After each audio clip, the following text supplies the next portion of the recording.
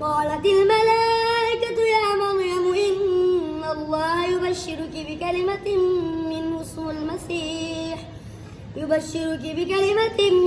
اسمه المسيح عيسى بن مريم وجيها في الدنيا والآخرة ومن المقربين ويكلم الناس في المهد وكهلا ومن الصالحين.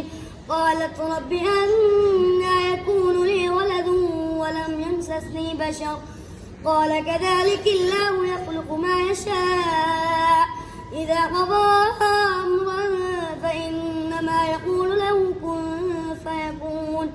ويعلمه الكتاب والحكمة والتوراة والإنجيل ورسولا إلى بني إسرائيل أني قد جئتكم بآية من ربكم